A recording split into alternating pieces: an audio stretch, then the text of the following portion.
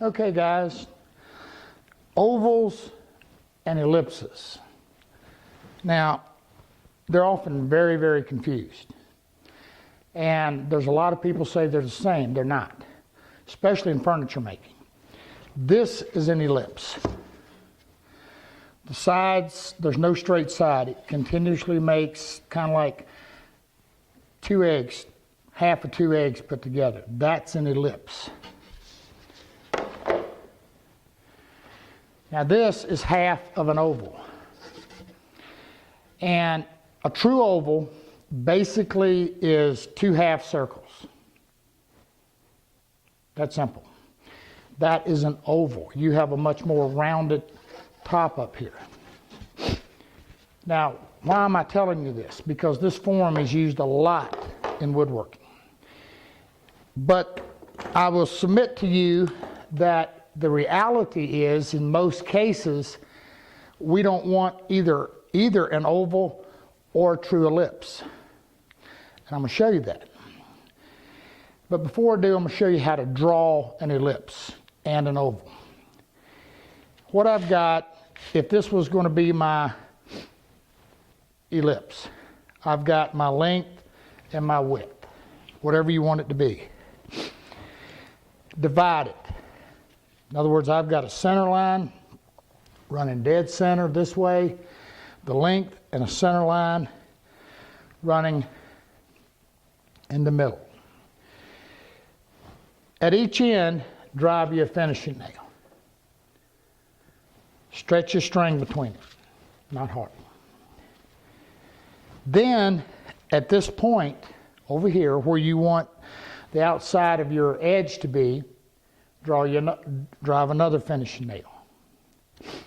Then take your string off. Put it over the loops over this nail. Stretch it out. At whatever point it crosses your center line, drive another nail.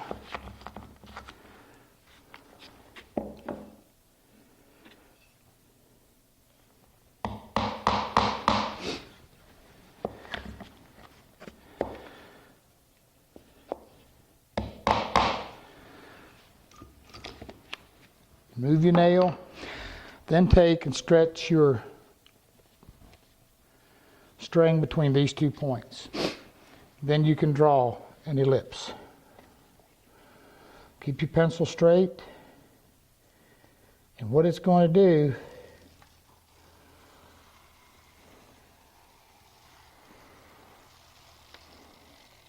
is draw you an ellipse. This is a true ellipse.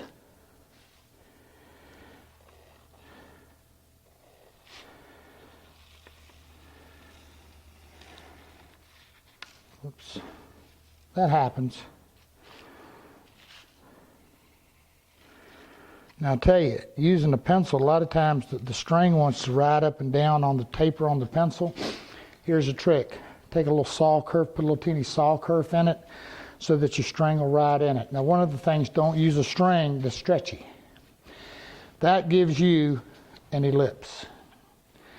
If you want to make something that looks like an egg, draw an ellipse on one end, draw a oval on the bottom. I'll show that to you. Take a compass, set it at your middle point, come out to your outer edge.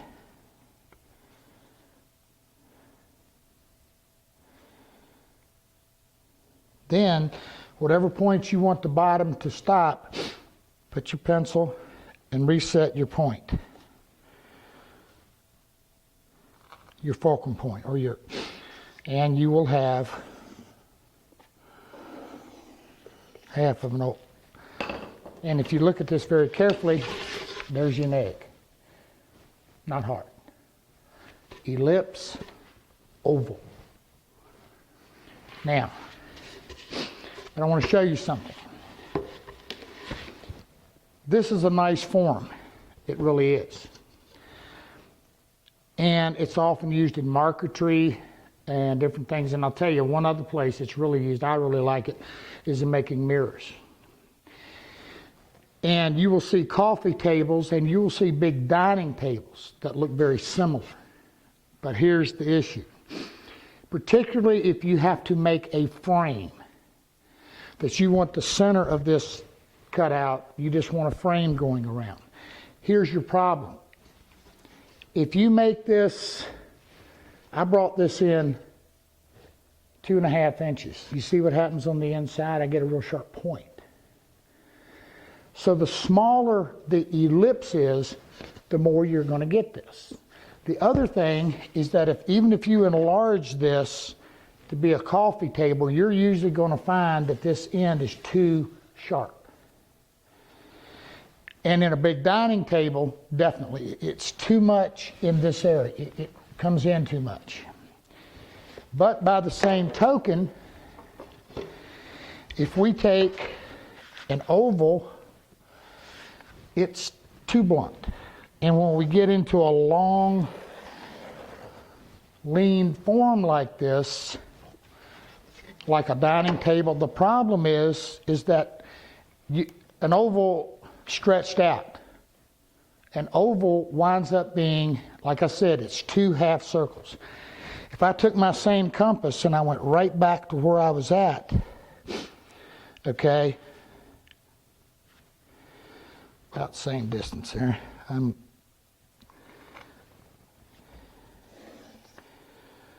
That's an oval. So that is an oval right here. This is an oval. This is the ellipse. Now you can see where I've drawn an oval over top of the ellipse. But the ellipse has a better form because in a longer, if you're, when you're stretched out, an oval is actually going to wind up having straight sides.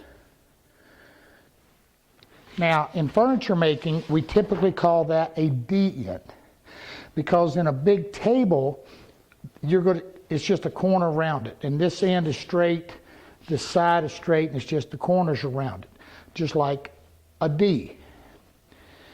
All right. The problem is that neither one of these forms in tables and in larger, in whatever, usually aren't exactly what we want. So to uncomplicate this, I'm going to show you this. This is pretty simple.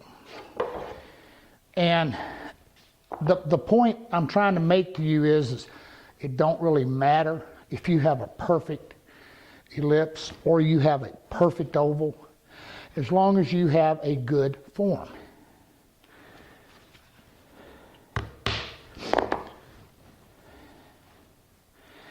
So I've got an ellipse on the inside and an oval on the outside. Now, by simply taking a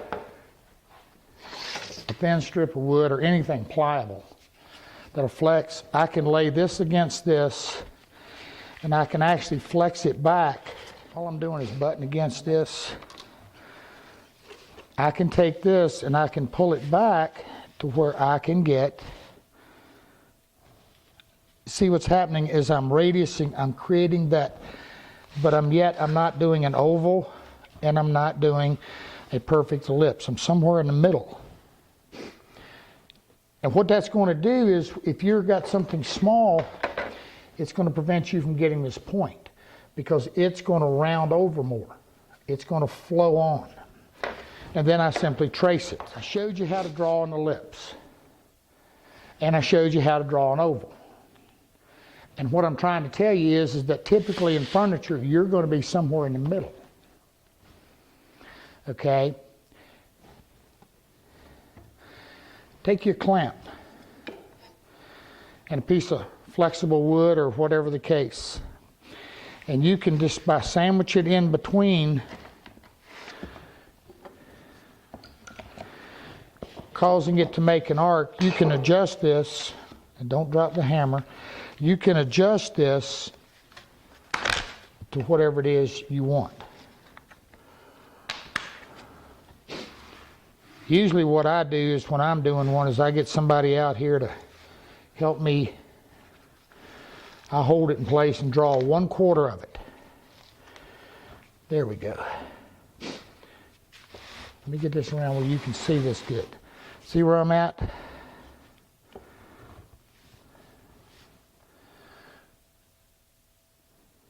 What I can't do is I'm kind of at this corner, I'm about halfway in between. So when I draw this form out, I'm somewhere between an oval and an ellipse. Now, if you're doing like an inlay, where the inside, where the center, where all of this is going to be your form, big or little. What you've got here is a beautiful form. I'm going to repeat that. But when you get into a large table, you don't want the end of it being this sharp, but you don't want it being this dull as an oval. So this is a good place to get in the middle. And it's just a nice sweeping curve. Now here's the way I do it. Once I've done this, I usually I'll take and cut me a 1/4 section, just 1/4 of it. Bandsaw this to my shape, sand the edge really, really nice, and then I go over and I'm taking that 1/4 on what's going to be my actual, this would just be made out of scrap, something for a pattern. Then I take this and I lay it out, draw it using a 1/4 pattern. That ensures that every side is absolutely identical. Ovals and ellipses. That's what they are. Now, why did I show you all that? Well, this is a router DVD. And the reason I did all of that was one, no good reason, just show you. But the other thing is it's a good form to demonstrate another good router technique. Now, once I have, assuming for a minute that this would be I've made that pattern, again using my 1/4 sections.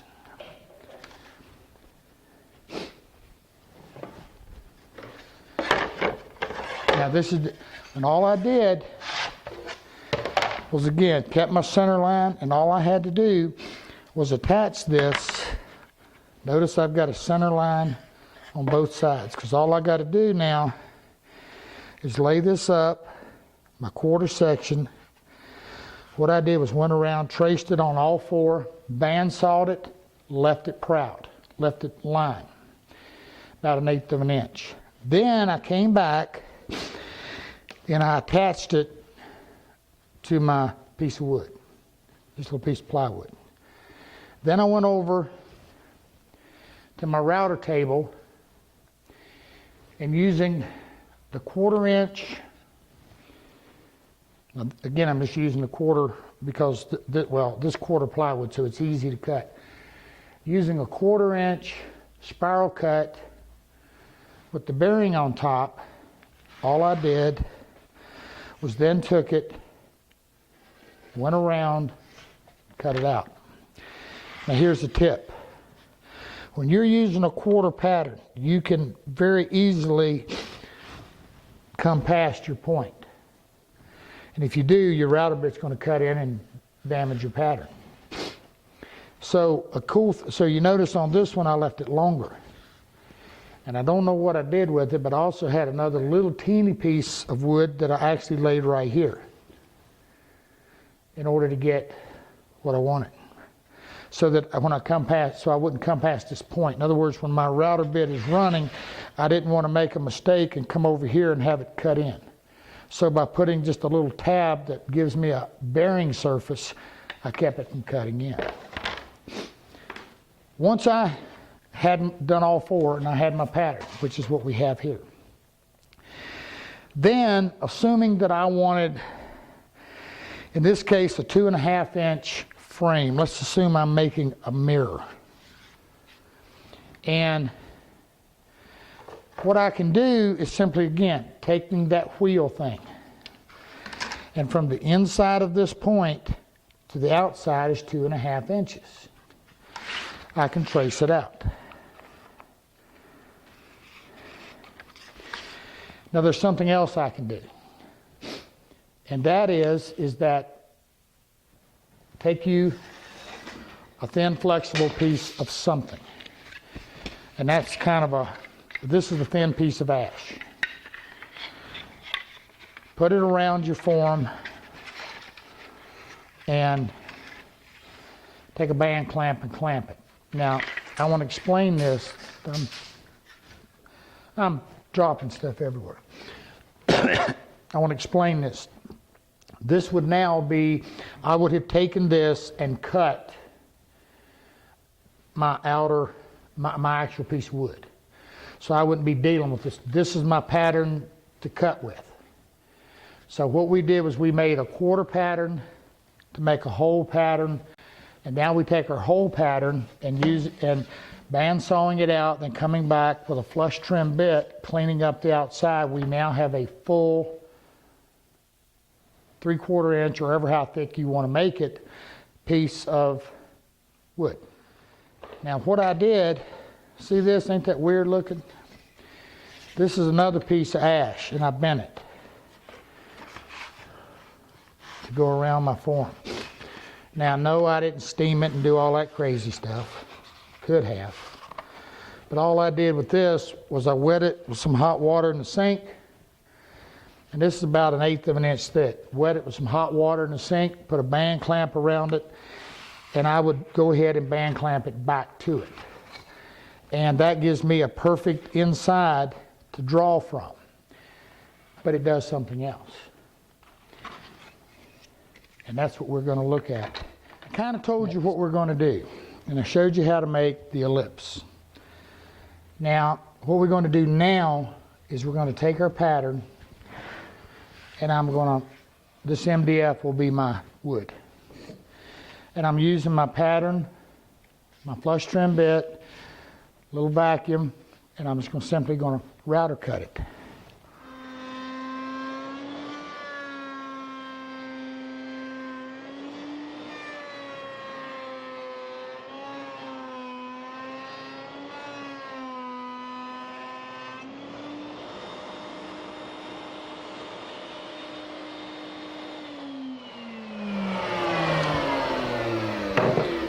Now, I want to tell you something about this particular cut.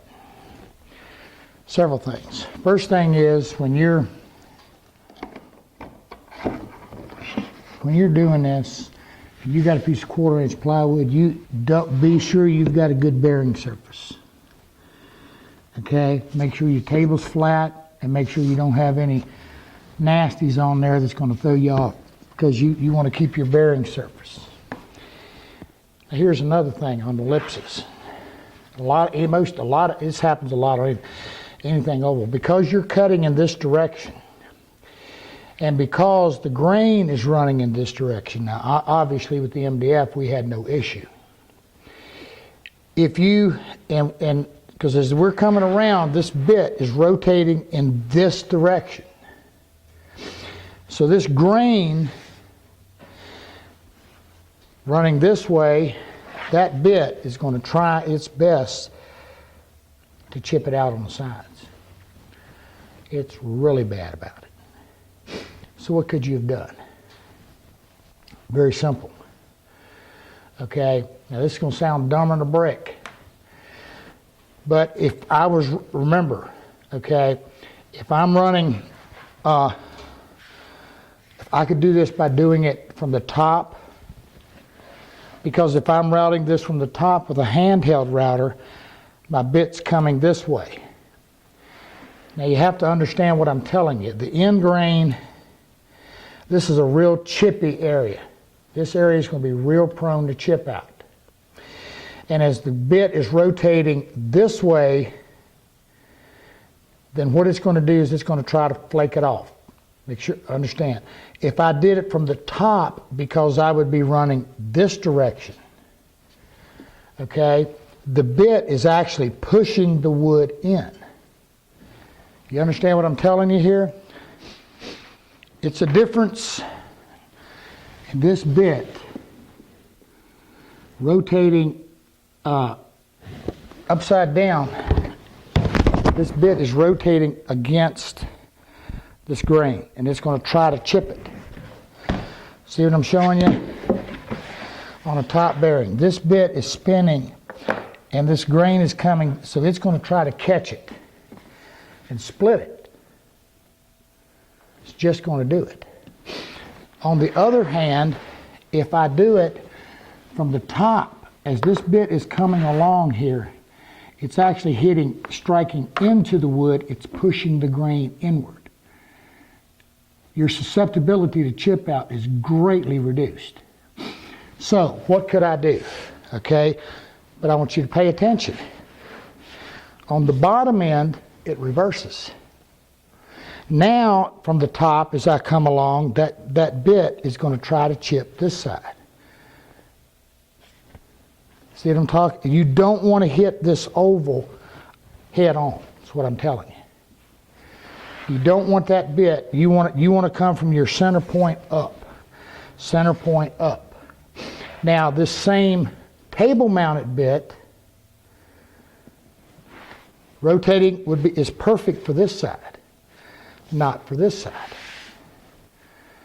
Make sense?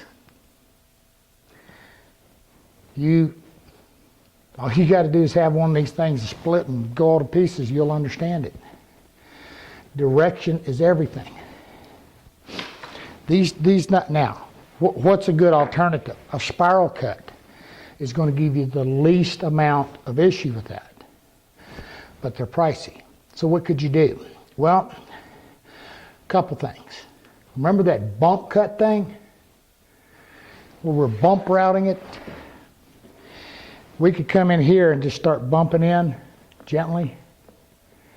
Okay? Because by bumping in with this bit rotating this direction, we're going to reduce our ability to chip it out. The other thing is cut as close to the line as you can. Think about your grain direction. Think about your bit direction.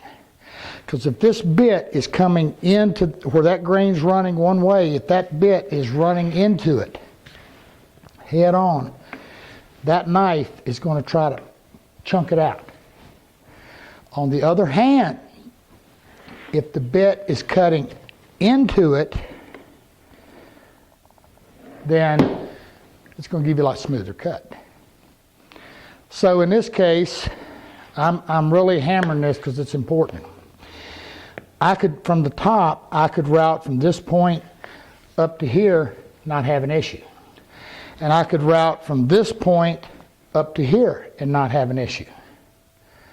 Then I might want to go to a flush trim in my table to do the other two sides. Now I know that sounds like a lot of work and a lot of this and that, but I'll tell you what, makes a big difference. It really, really does.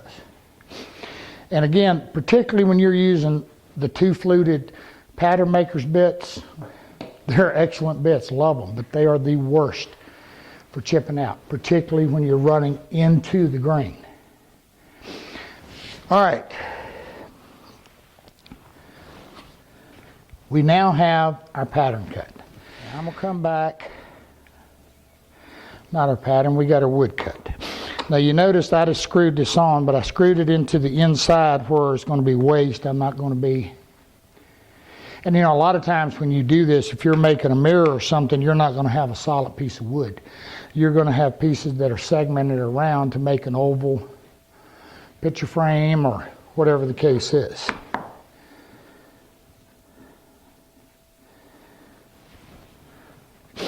But just make sure you keep something in here that you can attach your pattern to.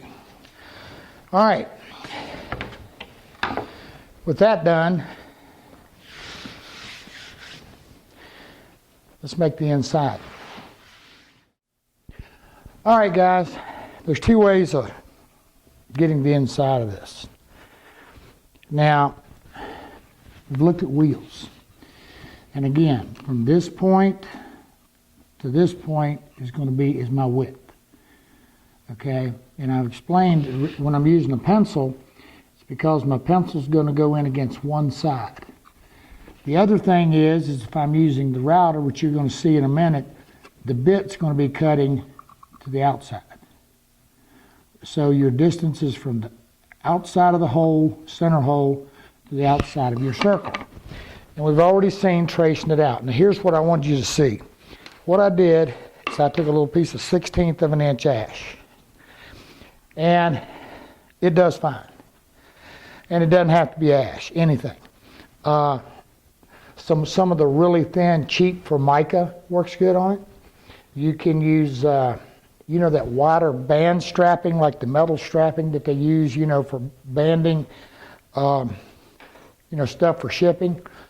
Good source. Wider, heavy, or a little wider, old used bandsaw blade. Anything that'll give us a nice, clean, straight edge around here. Now, this is only, actually I probably need to trim that a little bit because it's up a little higher than what I want. Because what I'm going to be doing to cut it with the router, now again, common sense says, you know, just use that wheel, trace it out. You could take a jigsaw and cut it out, or scroll saw if you got a big enough one, and sand it to the line and you're done. But we're going to go a little further. Now if you're going to use a router, that's the reason I don't want this lip right here going above. Because here's what we're going to be doing.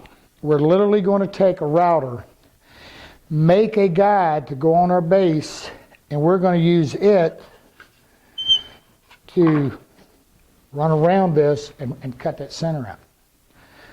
That's what we're going to do. So I don't want, and the way we're going to do that is we're going to attach a circle to the base of our router. Now, with that said, one of the best ways to do it is, well, I'm going to show you 2 or 3. But probably the easiest way to actually attach it is just a little screw and screw it on. But I know. You guys, most of you guys have a heart attack about having to screw a base into your router base. And I'm not real fond of it either. So we're going to look at how to make us some router bases. But what I want, if my lip isn't just below my surface here, then what's going to happen when my router sits, I'm going to be sitting on an angle. Okay? So I'll get that corrected. We'll come back. I'm going to show you how to make some router bases. And because these are cool. These will help you immensely. Be right back. Making bases for your routers. That's a cool thing. Because there's a whole lot of different applications you can use router bases for. They make an excellent guide. And again, as we say again, one of the biggest things is the bit you're using, rotation, and how you drive the router. All right, I got a piece of plywood, just a little 1/4 inch, and I X'd it out, and I measured the base on my router, and divided it in half and drew me a circle as a reference. Now the first thing you do, one of the things I like to do is mark where my screws are on the base.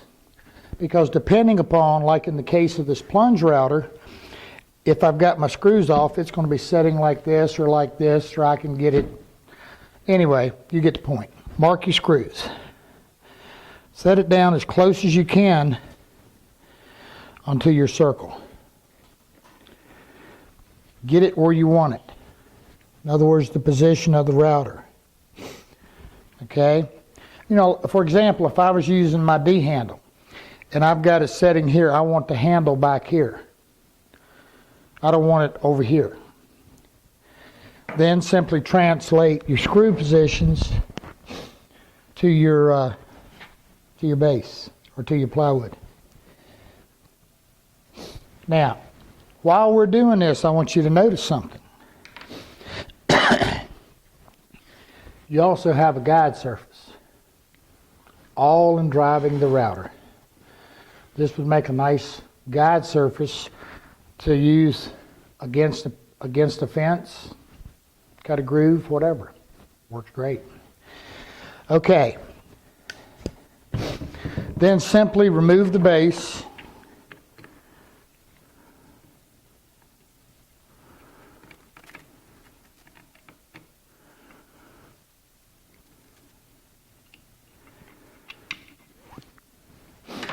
And put it back like you had it.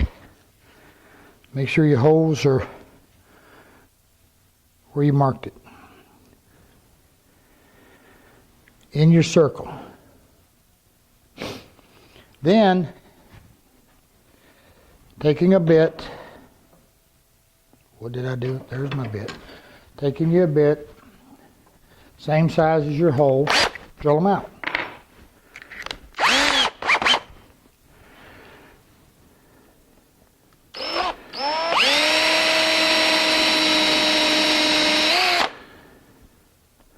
Probably should have clamped this, but we'll be all right. I moved. All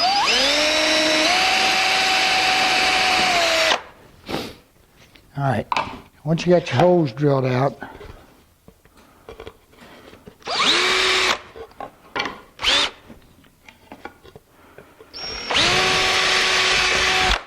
you know, bits and stuff don't slip and do all that issues until you're on camera. One of them Murphy's Law things. That's all right. And go to your backside and countersink it.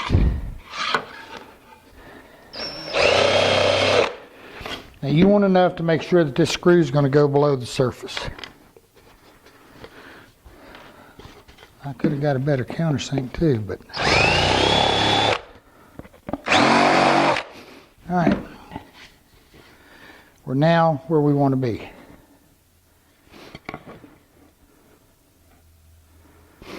And screw it in place.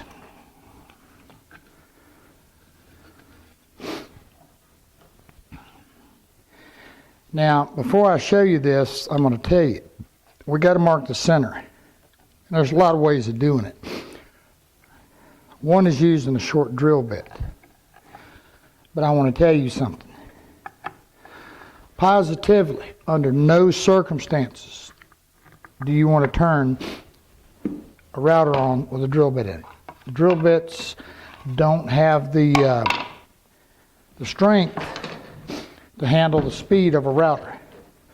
And if you do, that thing will twist and it'll bend that quick or break. Drill bits do not work in routers. Unless you can turn them down. Now you can buy things that will allow you to decrease the speed on your router other than just your normal but even then, I just don't like a drill bit in a router. Now in this case, what I've got is I got a 1/4 inch spiral cut bit. And so for me to get my dead center, it's going to be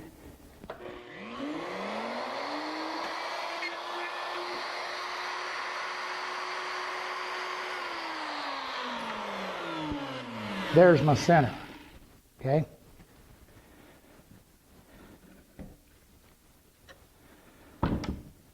That's perfectly dead center.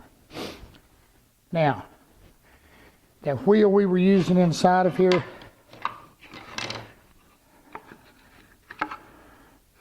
all I got to do is set it on here, screw it in place, and I've got a guide. But before we do that, we're going to cut this circle down a little bit. All right, guys, I'm going to get ready to cut this circle down. And the reason I'm going to show you the circle cutting thing again is because when I did it earlier, there was something I didn't think about or I meant to tell you. As soon as I started cutting, I realized it.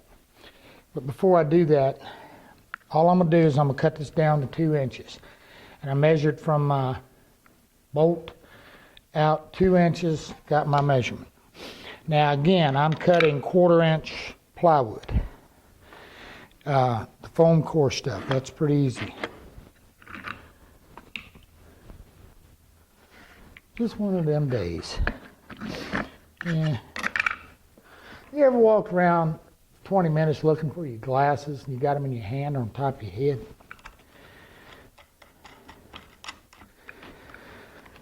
Now, the reason for the double nut, that's what I did not show you, is we want a resistance. I told you that. We want a good resistance. And if I don't double nut it, then what it does is it'll vibrate loose, and even put a little lock washer in there is not a bad thing. But I want a resistance, and the reason I want a resistance on this is that I don't want this bit to be able to grab this and spin it. Okay, now one of the things with this 1/4 inch plywood, it cuts really nice. And you know, it's not a big surface, so I can actually just take this in and cut it. But again, I want resistance. I don't want this thing to be able to grab and get out of control on me.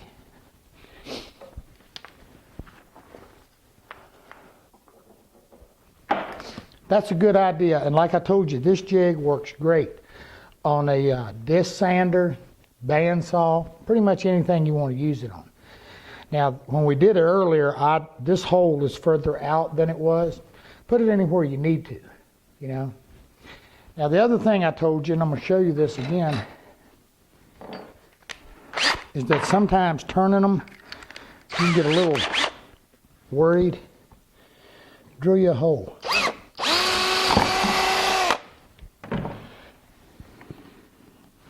I hear y'all laughing. Go ahead, laugh. I don't care. Just one of them days. All right. Then something just a dowel, something dumb as enough as a pencil that you can put in here, that you can use it to move it with. Anything. All right. Make sure you're not touching. Make sure you're locked in.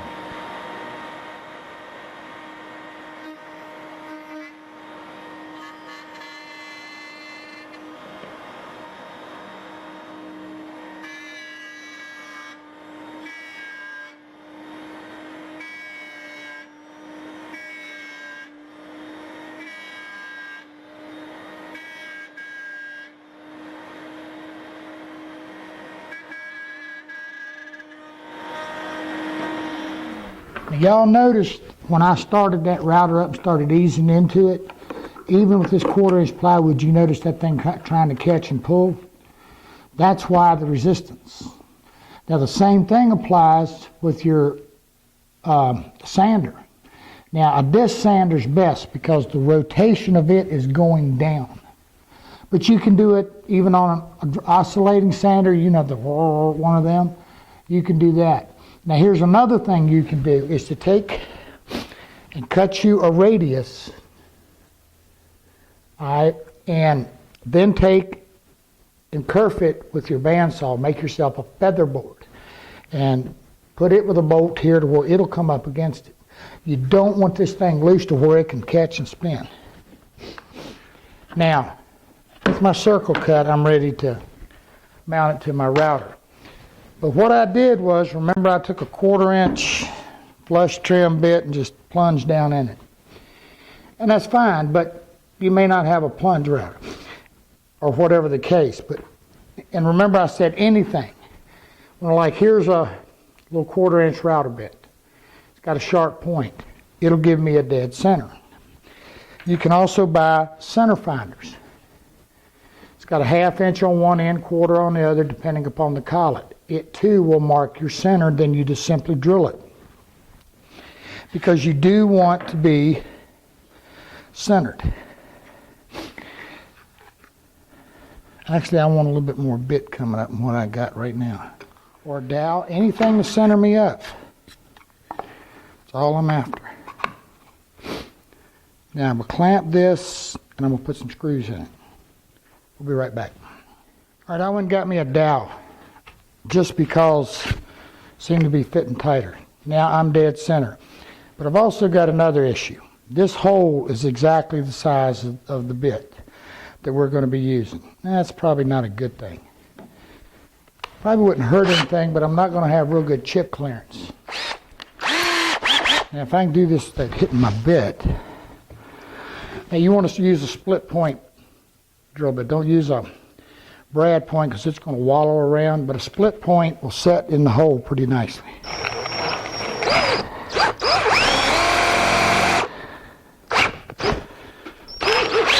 All right.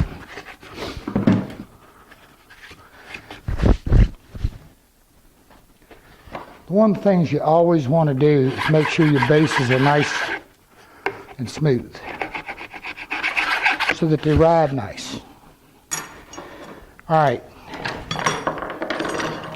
that's done. Now I'm not going to do this right this second, but I'm going to show you what we're going to do. Now I've already changed my band here. Now all we're going to do is we just created a bearing, a guide. And what this is going to do, this is going to sit in here just like this, and around we go.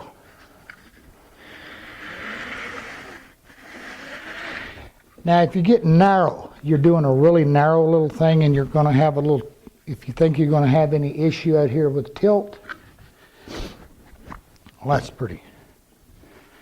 You know, all you got to do is glue another little piece, whatever this thickness is on here, and you don't have that issue. Yeah, we can go ahead and do this. We're good. Now I'm going to have to do, now one of the things I've got, because of my clamp, I've also got a little space right here where the two come together.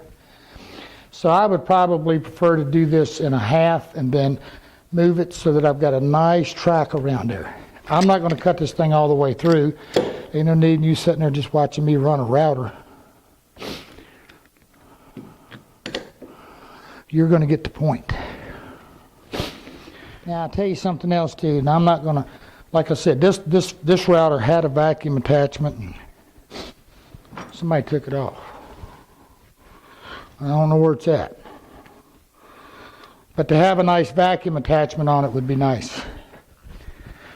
Now don't try to do this in one pass, guys. Here's what, go down against your piece of wood. Then set your stop for how deep you want to cut it. All right, make sure this thing's cleaned off and let's get to it.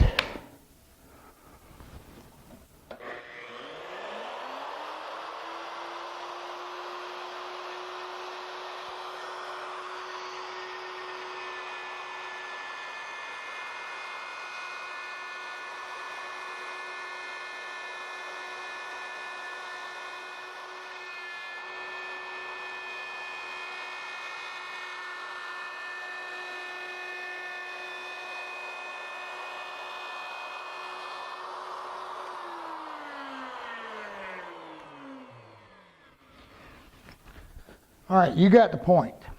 Now here's something else I could do. I could now take this, rather than keep doing that, because I now have a good groove in here, what I could do would be now to take my jigsaw, and once I've gone all the way around, and drill a hole and cut this out on the outside. Meaning I'm going to cut on this line and not this one. Then set it up, take my flush trim bit, run around the inside, and I'm done. All I have to do with this is create myself a track pattern. And that's what I've done. Then I'm good to go. Now again, having a little vacuum thing on here would really help. Works neat. And what this does is this ensures that from this point to this point is perfect. It's going to be absolutely exactly what you want. Now, I showed you all of that. The ellipse, this thing, I showed you all of that to show you something else.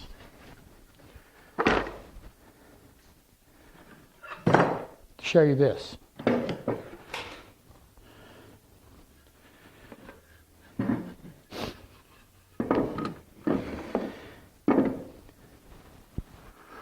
And when we come back, we're going to see what this is. You're going to like it. All right, guys. Now I'm going to show you this thing. Now, what do you call it? Well,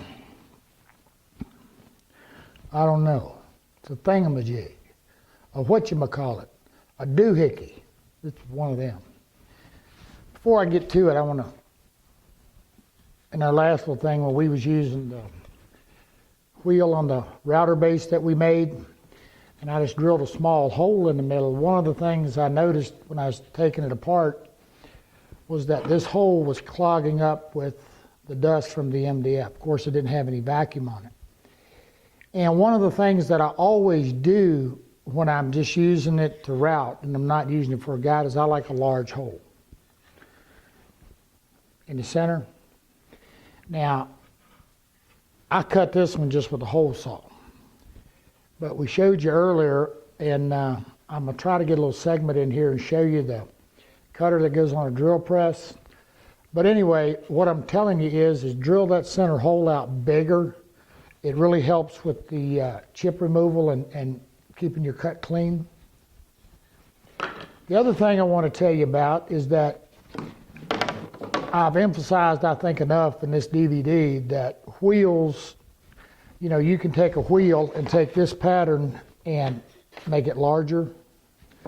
You can actually take a pattern this size, and if you make a big wheel, you can take it and make a big table.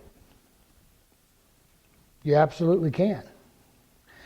But there's a trick when you do that, and I've done that, is when you do that, because you've got a big wheel, and if you're using 1/4-inch plywood, sometimes the plywood, you know, it don't set down perfectly flat. Once you've made your pattern, come back and cut you out something and attach something over top of it so that your wheel, when it's running, it has something over top of it to keep it from being able to kick up off.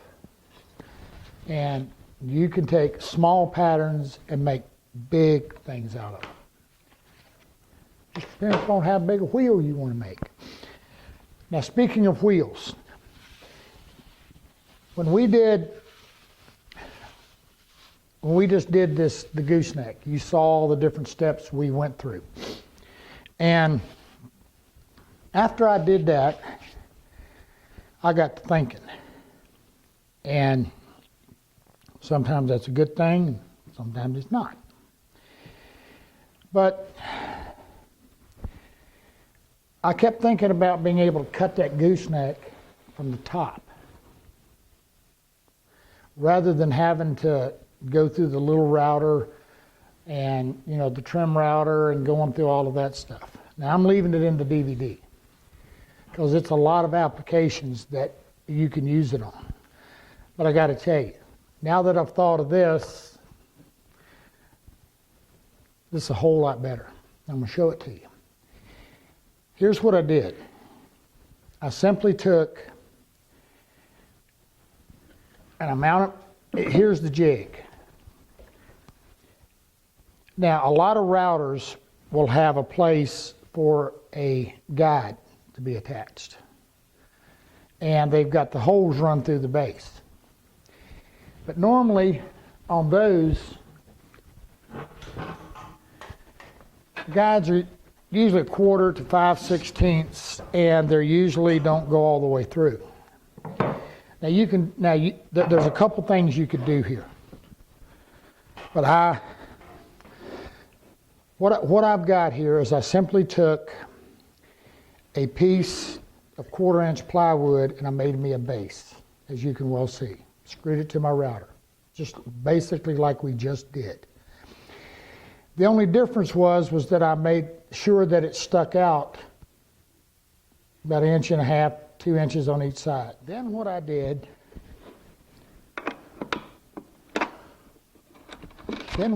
was on my table saw. Now this is 3/8 threaded rod. What I did was I just took I think these are about 1.25 inches, and on my table saw, by running them, I just plowed out a little groove. Didn't even use the dado, just a blade, to where my rod would fit through. Just made a channel. Then I screwed it and I glued it to the base. Just a tunnel that this rod could fit through. All right.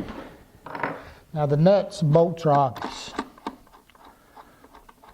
Now, I tell you what else I could do after thinking about this, is I could have used some 1/2-inch threaded rod and probably used one of those, a stock collar on it, so I didn't have all these bolts.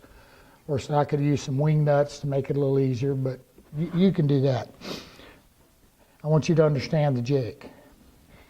Then, out here, as you can see, it's just simply 2 vertical pieces, and then attached to the bottom is that. Then to that, I drilled it, put a 1/4-inch dowel in it, made me some wheels out of plywood, and put them over it. Then I took a little 1/4-inch stop, router bit collar, and put on it just to keep my wheels from being able to move up and down. Now, again, hindsight, I could have made this a little heavier maybe and did it with a carriage bolt. A lot of different ways I could have secured this. I could have used a 1/2-inch dowel, drilled it from the side, and put a little 1/8-inch dowel through it. I just want my wheel to not be able to move up and down. And I could have got some large bearings and used a large bearing in here. Whatever you want to do. But here's the point. Here's what it does. Okay? Is by having the dual wheels. Okay? Here's the gist. What this does, remember when we did the gooseneck, and I'm glad we've done that, because you saw trying to keep track and with one wheel guiding it on that perfect 90 degrees, that's hard. What this does is this stays, the dual wheels drive me. Now, this prompted me to do the ellipse, because the main thing I wanted you to get out of the ellipse was using the router and a wheel to cut the opposite side of your pattern. Now, like we said, you can bandsaw it and saw it to the line, but you need your pattern to be really, really good. Now, in this case, what I did was I have a pattern for the gooseneck. The other thing I was able to do, instead of having to have all that big mess out here to index off of, I was able to actually cut the gooseneck to the exact size.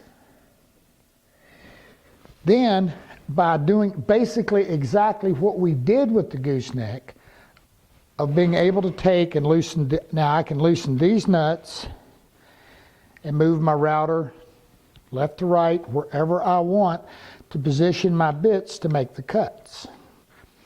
Now, common sense tells you that when you're doing this, and particularly in a gooseneck, you've still got that profile to cut. So you got a lot of meat to haul out there. So rough cutting it first with like a, here I've got a 1/4-inch spiral that I had, or a 1/2-inch, or whatever the case. And just kind of roughly hogging all of that out to leave enough to be able to use your box core, to use your little cove bit to do the bottom. Now the only difference with this is that on the particular gooseneck, is that we can't use the little router bit that we used to cut the bead. In that case, there's one of two bits we want to use.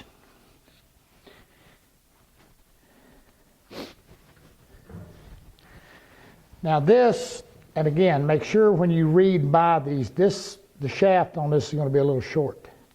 That's another thing with the jig, is I didn't want the rails down here.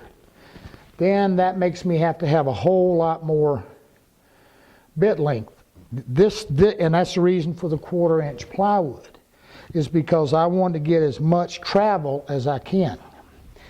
Now the other thing with a plunge router is that a lot of times, a lot of them, you can get this collet all the way down. So perhaps one of these little short bits would work, but also if you can get a longer length, do it. And if you can get a 1/2 inch shank, do it. Now this is just a 1/4 radius, but you can see the end of this is flat.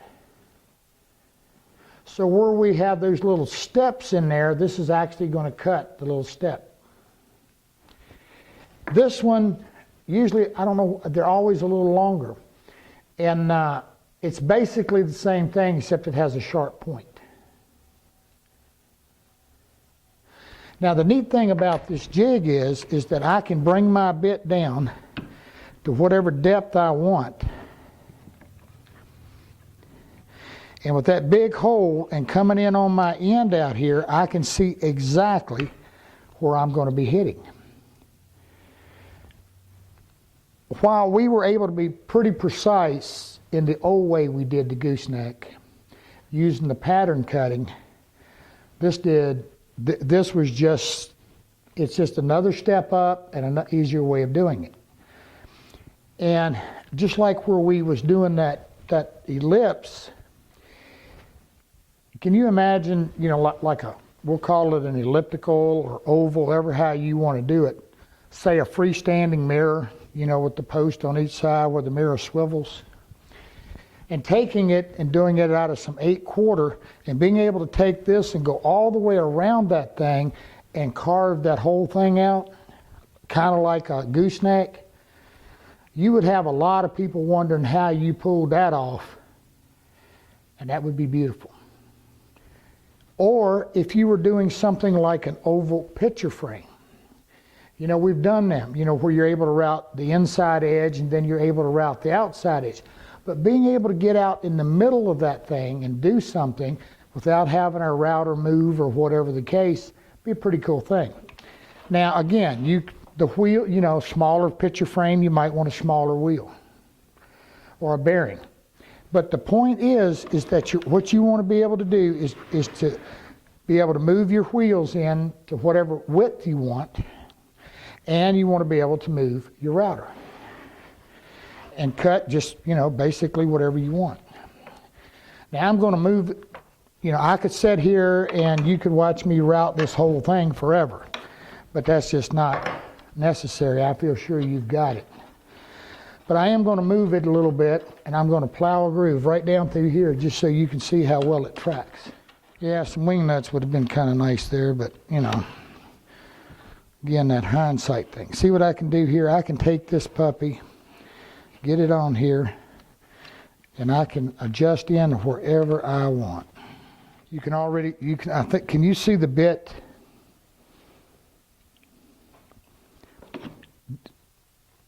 I mean, if I've got a line here or coming up this side, man, I mean, I can get this thing right in on where I want to be. And I don't know, I haven't had any issues with it ever moving, so. But it's like anything else new. Build your jig, play with it, get a feel for it. Now, I did something else on this one. I rigged me up a little bit of dust collection. Adjust our depth. Now I'm going to emphasize again. If you're in that oval mirror, you don't have a start-stop point. You know what I'm saying? You don't have to come into something. Now I'm doing this kind of backwards from the way I would prefer, because I'd rather be able to come in and start. Now this bottom piece, remember now that the two pieces here would be my wood. This is my pattern. This is what I'm indexing off of. And you know, now you got to have a level table. You want something level because this is riding on it.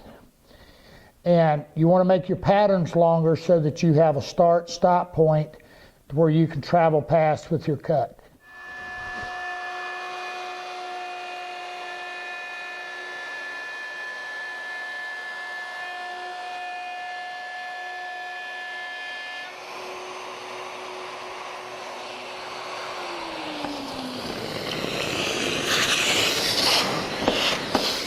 you see how perfectly that tracked it? The thingamajig, doohickey, y'all name it. That works slick. That is really nice. And again, you know, with all the different plunge bits out there where you can just, you know, you can just dovetails. Now, you know, you dovetail up a chest or a box or something, and one of the keys to getting your dovetails to look really nice is you always have them come out a little bit proud beyond the surface so that you can trim them back nice and flush to your box or drawer or whatever you're doing.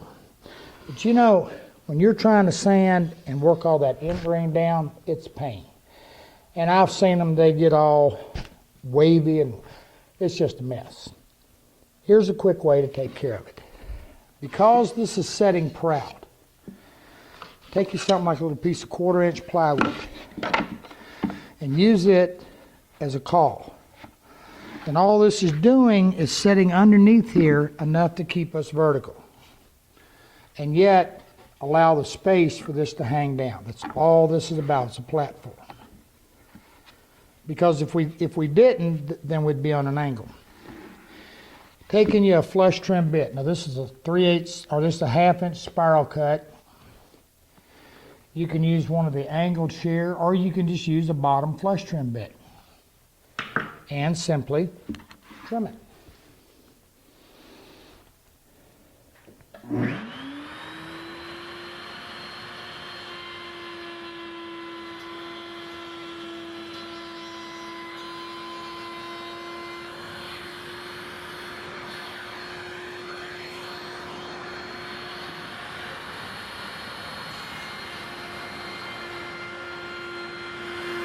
That's what I like, slick and fast.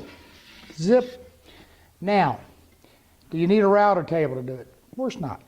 If this was a box and it was standing up and you've got that bit in a router, handheld router, simply lay your caul up here, clamp it on, let the base sit right here, and run this. Thing you want to do is make sure you keep a good back pressure on your base so that you don't tilt over. Trimming a dovetail with a router. That's just too easy. All right, guys. Here's one. I think most of you have probably seen it, but just in case you haven't. It's called a splined dovetail. And you notice it's a dovetail on both sides. And it's typically done on the corner of a box or, you know, like a drawer, whatever the case. And it's a pretty cool way of doing drawers, I will tell you. But, and I'm going to show you how to do that joint and do the spline. But before I do, I know you've probably seen this, but again, just in case you haven't. What I've got is 2 pieces that are 45 to make a corner. All I do is lay them end to end, butt them up tight. Now normally I will use like a heavier, you know, the blue easy release tape, or in some cases a big one, I'll use some duct tape. What you want to do is just tape that joint really nice and tight. Like I said, this is just some masking tape, but it'll do. Then on the inside, tape off your corners so that you don't get glue everywhere. Apply your glue. Now, when you apply the glue, here's something I want you to pay attention to. This is end grain. End grain really, really sucks up glue, really hard. I'm supposed to have a glue brush here, but anyway. Put glue on it and takes a gloved finger or not and work it in really good to the grain. Push it in. One of the reasons glue joints or end grain doesn't hold is that the end grain will suck up the glue. Now I like to let it set a little bit until it tacks. Okay? Then I glue it the second time to make sure you got plenty of glue. If you're paying attention there, you can see that end grain is already sucking it up big time. Anyway, put it on, let it tack up. Then then glue it good again. Then, now normally you would have 4 pieces laid out, for the whole box. Then all you have to do is simply close the door. And what will happen is you get a perfectly glued joint clamped. Stays tight, stays nice. Pretty cool, huh? All right, once you've made your box, then we want to spline it. Now, this is pretty simple. What I'm using in here is a 1/2 inch 14-degree dovetail bit. Now you can do the same thing, you can do the same thing doing a straight spline. Doesn't have to be a dovetail. Or in the straight one, you can actually do, using the same jig, do it on table saw. All right, now all this is a jig that you can see. We've got a 45 made into it. That simple. And in this case, mine sits over this fence. But actually, it wasn't made for this fence, so it's a little loose back here. But that's so you can run over a fence or against a fence. Either way you want to do it. And you can see the object. It just simply passes over. Can we see in that good, Ed? It simply passes over the bit. Now, to get your orientation, in other words, where you want your splines on your box, here's a quick trick. Simply just take a scrap piece of wood, anything. Run it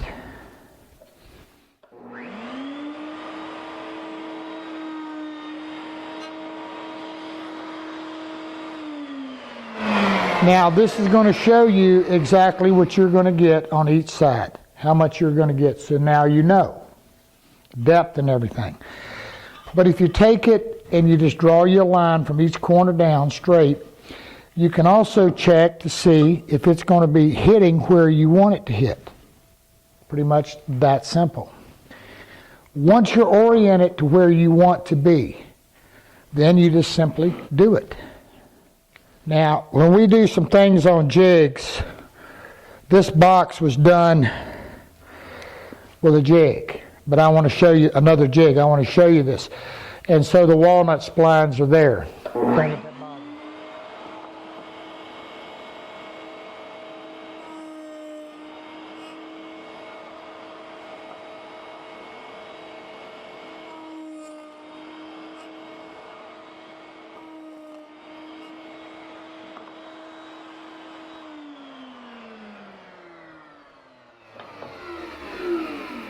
Now, while in this, I'm showing it to you in a symmetrical way, meaning that I'm same top and bottom, okay? And because of the walnut in here, you're not seeing that real clear, but it's the same distance from both sides, obviously. You can also do it in all kind of neat, different configurations, you know, and space your dovetails to wherever you want. And that's simply done by moving the fence left, right, wherever you want it to be. Now, I want you to see the jig. All this is just two pieces set on a 45 degree. That simple. Now, if you want to know how to get that 45 degree right, here's a way. To get your 45 degree right, all you simply have to do is take a framing square and set it in here, and you got it. Let it come down to the bottom so that your box, or whatever it is you're cutting, you can see where it's coming. It's right there. So that it sets down tight on your table and through you go. Not a big deal. Now again, you could, like I said, this one sets over the fence, but you can just as easily make one that sits against the fence, or against just a piece of wood sitting on the table, as long as you can drive it straight. Now let's come back and see how we make the splines. All right, guys, let's cut the splines. Now, what you want to do, this is on table saw, obviously. Take your little pattern that you cut, earlier, your little test sample or your box, and simply take a simple bevel gauge and set the angle. It doesn't matter if you got a left tilt or a right tilt. This is a left. And simply set your blade to that angle. In this case, 14 degrees. But you can do it in any angle you want.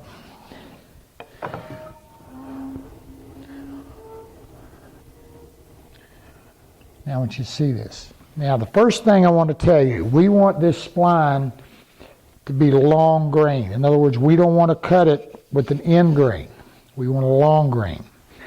Because the long grain is going to glue into this long grain and this long grain or flat grain, whatever you want to call it. And that's our strength. All right, all I do is make a cut. I want to bevel the one, angle the one end.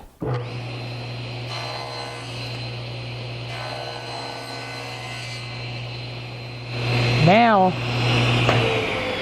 what I want to do is with this angle set, I want to take my piece and I want to stand it up, and I want to make sure that I go from point to point and mark it. Or in this case, come in this direction. Put me a mark here. And then, coming out, simply set my blade edge to the mark. Now, you can fully expect to have to tweak this a little bit. Then we'll stop back here, set to where I'm right, or as close as I know to be. I can just roll through them. Now, I've got a little magnet here. I've used them for a stop, just something to give me a reference. I've simply drew a line on the saw, but expect to have to shift just a little bit and work with it a minute to get your setup just right. Then cut.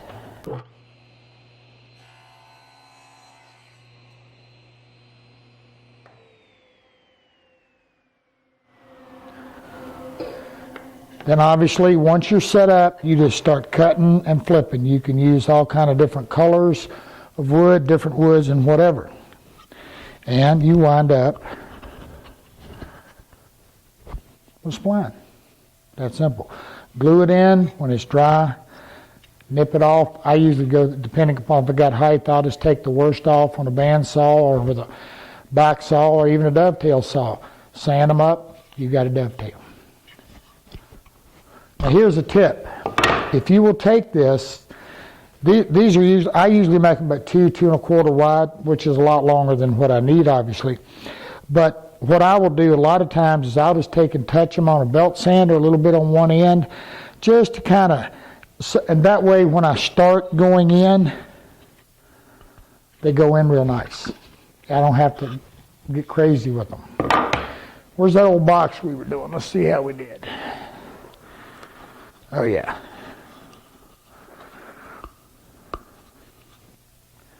And we're in.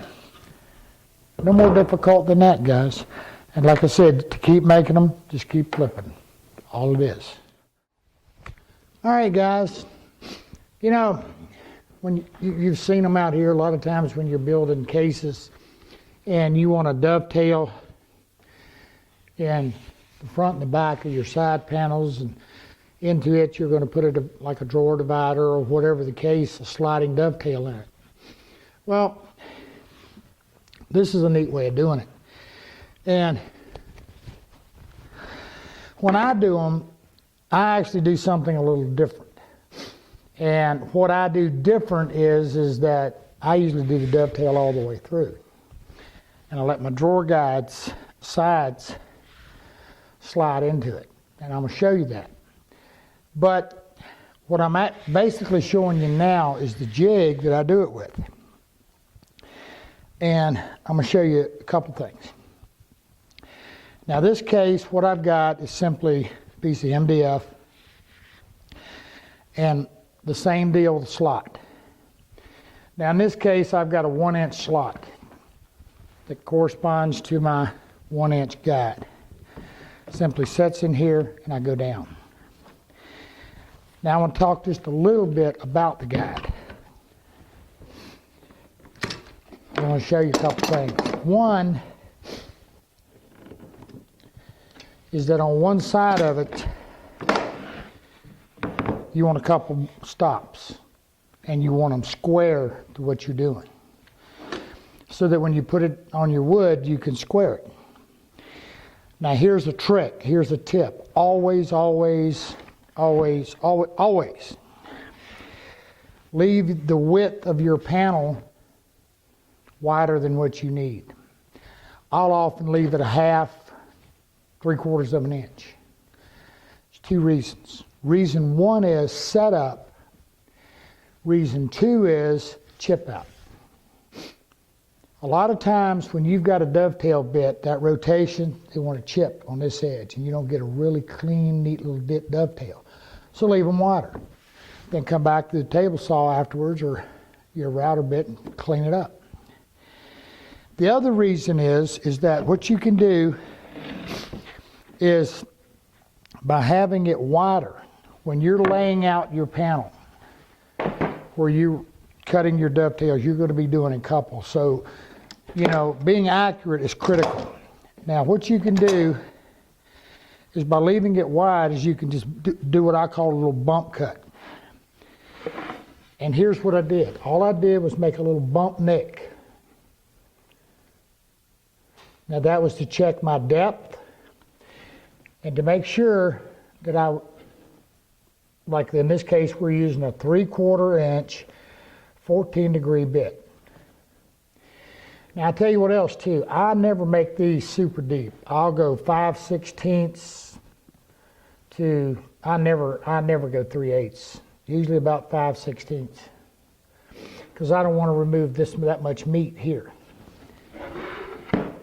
Now, so when you put this on, what you can do is, again, you notice, I'm going to repeat this, there's a space here so that I've got, and you want it so that you've got an opening here, which would be this area down in here. When this goes on, somewhere for your bit to go down. Because now, just in case, you know, you can use a plunge router on a dovetail. That's not the issue. But you can't do it in small increments. It's one shot. Because of that angle, you got to cut it all at one time, or you got a problem. Now, that brings up an issue unto itself. Where's my square? Because I think I moved here. And I can't promise you this whole panel we're using square. I know it's not. That's all right. Never mind. We don't care. Make sure yours is square. Now, somebody's going to fuss because I'm telling you, you got to have two routers. Well, you either got to have two routers to do this, or you move a lot. And I got two guides. Now, I ain't going to tell you have to do this. Now, you use the exact same setup to do a dado. Now, here's the other thing you can do. You can actually use, in which case you're just using a pattern cutting bit to plow through. Now, with it, you can use a plunge router because it's just cutting a straight groove. The reason you can't use a plunge on the dovetail is the angle. And you can make this groove to where you don't need the bushing. You can do it with a bearing, by running down one side, coming back down the other. But the bushing guide makes it a whole lot easier because it's just a one shot, and make sure your bit is the same width as what you're going to need. And of course, if you're using plywood and whatever, there's all kind of bits out here made to fit the modern day. You know, they're undersized to fit the modern day plywoods. What are they, 23, 30 seconds or 21, 30? What happened to 3/4? I mean, you know, never mind. Don't get me started. But here's what I want to show you. In this piece of MDF, it probably would not be a big deal to just plow through this. But a lot of these really hard woods and whatever, man, you are stressing this bit to no end. So to get a cleaner cut, if we can get a little pre-cut, that's a good thing. Now here's the way you do it. You take this and you do your little bump cut. Then make sure it's right. Then take another one with just a little 1/4 inch spiral cut, or it could just be a 2-wing cut, just a little 2-point cutter. And we're going to do a pre-cut. You can also do it by using a dado blade on your table saw, just something to give you a little bit of relief in there. Now make sure you don't go quite as far in as what your dovetail bit's going to be. And you want to be in the center. Let's take a look at it. Let's do it without the pre-cut bit.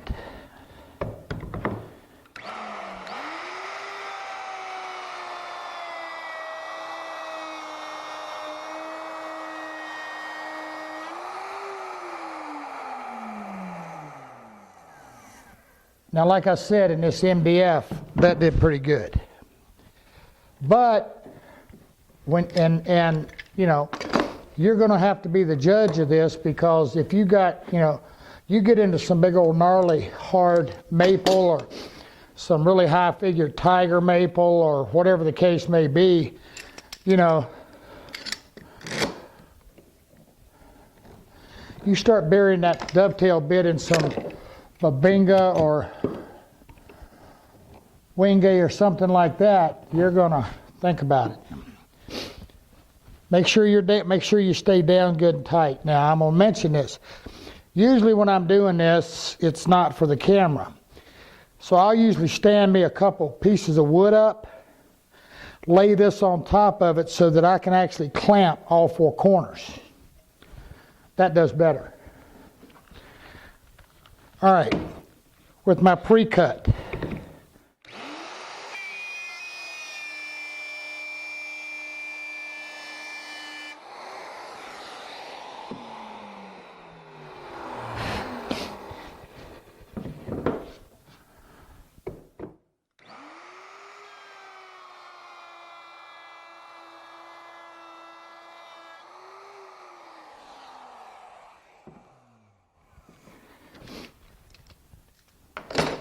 You probably don't notice a difference. I do, just in resistance, how smooth it goes through, and everything else. All right. That's one way of doing it. The other way of doing it, and I see a lot of guys do this, and that is that they'll just clamp a straight edge across it and use the edge of your router. Just set it up like this and go through. You can do that. The problem with the dovetail bit is that rotation. If you look at this bit, as it's cutting in this direction, it's cutting in that direction. It's always it's cutting both ways. Now that said, typically coming from the top, because it's rotating this way, it wants to try to pull to the right. So you always want your fence on the right. If you put your fence on the left, from my position, be my left, your right, what's going to happen is this bit is going to try to track on you. It's going to try to track off. And the more tougher the material, the worse it is. Okay? Now, there's a lot of different things out there, and you can make your own version. A lot of times, you run into an issue. This MDF is relatively flat. But you wind up with the side to a case that's cupped a little bit. That's a little harder to deal with. Because, there's not a lot you can do without trying to mash it and push it down and all of that stuff. Really hard to do. But doing what we just said by clamping that piece of wood across it, just like what I showed you, and running against it, that's a good way. That's okay. A better way is to take and set you up, is to make this bigger, this opening right here, to make this gap. Remember we showed you all about making a base for your router? Make you a base with 2 straight sides, 2 square sides. cut this out, make this big enough that that base can sit down in it. Now the reason for that is now your router is setting down on the wood. So that as you go across, if you've got a little bit of a cup, the router will follow it. In this case, if you had a cup in here, it's going to hold it up over it. And your depth is going to change. If you're doing it with the router where it's setting on the surface, the router will follow that sweep. And you'll get a same depth dado or dovetail. And of course, common sense is when you put it all together, you're going to be able to pull that out. Hopefully it ain't too bad. And you know, plywoods and stuff like that, so to get that dado straight and the same depth is critical. So being able to have that router base flat down on the material, that's a good thing. Okay? Now this works as well, you know, depending upon how bad it's cut. Because like I said, you can actually take these and you know, it depends upon how critical what you're doing is, because I mean, I've had them where I just literally screwed the thing to the inside of the case. So it didn't move, and in that case it pulled it up nice and tight and worked well. Dados, sliding dovetails, not a hard thing to do. Here is the hard thing to do on the sliding dovetail, is to cut and make the mate to this, particularly on thin stuff that's going to wind up working as the, say your drawer dividers, pieces go across the case. We're going to come back and we're going to look at that. But the other thing I want to show you before I do that is there's a lot of these out there and you can make you one, and these really work nice. Now the same thing applies what we were just talking about. It's a clamp, and this simply slides across it. Okay? Neat as it can be.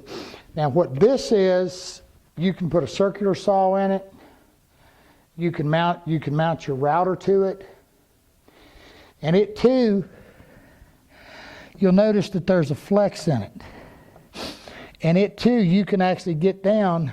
You notice it's setting up just a little bit on my bench, but by me holding it down, I can track that piece of wood. Really, really nice. Does well. They're worth the money. They really are. Okay, let's come back and look how to make those little sliding dovetails. Cutting our pins that will go in our through dovetail slot. Now, one of the things, particularly when you're cutting a dovetail, is you need to be able to micro increment, meaning that dovetail's got to be just right. So we're going to look at a couple things. Now, remember I told you to keep your little piece, or when you cut, remember I told you to make your panel wide and then come back and cut it to size? Leaving it wide enough that you can actually get a shim off of it is a really smart thing to do. And the reason for that is you can take this little shim and you can use it to set your bit height. Height is critical. Now, one thing, if you don't know this with a dovetail, you pretty much got one shot at getting it right. You can't be raising and lowering it, because of the angle you're going to come out with all nicked up and grooved up, and it's not going to work. So this works really well to be able to set your bit height.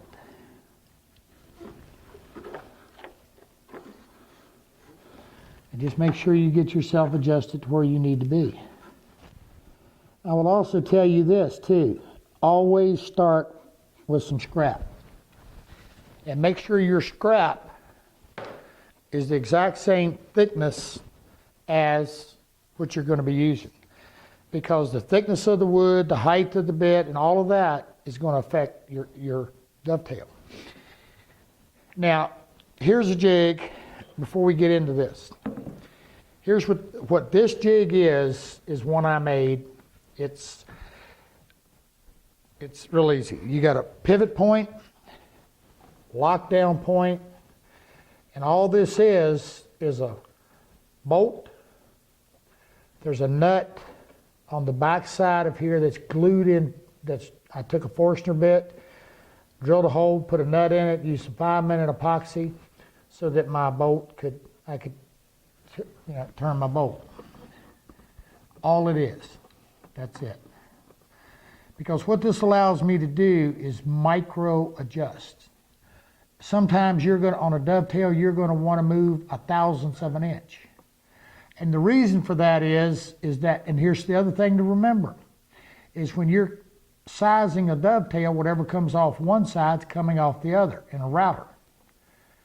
Okay, because you're going to be flipping it because you want your dovetail dead center. So having a means of being able to micro adjust it is really neat.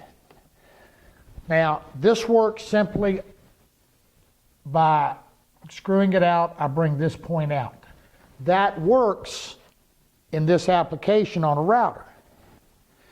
And the reason it does is because I'm cutting on one point. And like I said, it doesn't matter if this thing's running this way, if it's running that way, it still has one point of cut. Okay. Now, if you've got something you're running, and we looked at this when we did the pedestal, if you've got something you're running into it on a stop, the angle will increase or decrease your length. So be careful with that, but it works. Now, out here commercially, there's all kind of things. I've already showed you on my router table here where I've got a fence. So I can just barely, move in a little. That's why I use setting up a router table in your table saw where you can use your table saw fence really works well. But like here's a commercially made one. I showed it to you that you can adjust the fences independently. Most of your router tables will have a fence that you can micro adjust.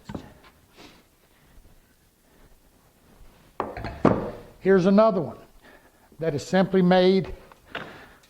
You can screw it out, screw it in, you can slide it either way you want for quick, lock it down. Really, really nice.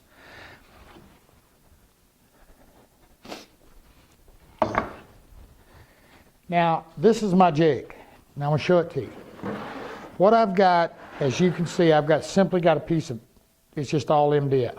This is almost self-explanatory. A couple little blocks in here. You want to make sure that your tall fence is square to the table.